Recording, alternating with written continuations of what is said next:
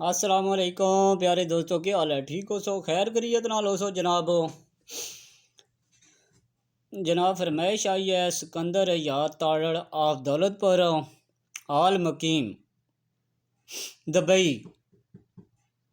और उन्हें जनाब मेरा चैनल सब्सक्राइब किया, लाइक किया ने, शेयर किया ने जनाब, कमेंट किए ने जनाब, चंगे चंगे ते बड़ा प्यार मेरे आ जनाब। उन्हें नहीं हूँ फरमाइश असी पूरी करने जनाब। फरमाइश है शेर, मौत भी सामने आने खलती, उधर यार दा करना दीदार भी है, खबर रब नू के मंजूर हो सी, बेकरार दिल बहु बेजार भी है, करना दिल दा है अरमान पूरा,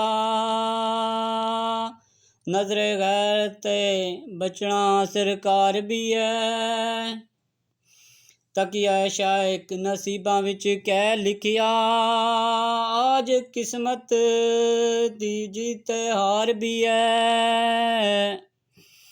हुण संगियो इजाजत मंगसा तुहाड़े कोलों ते सिकंदर साहब तुहाडा बहुत बहुत शुक्रिया। अल्लाह पाक तुहानू खुश रखे, आबाद रखे ते वसदे रहो। तो ऐंदा भी जनाब याद रखना मैं दुआवां विचों, तो ये कोई कमी पेशी रह गई है जनाब, मादरत।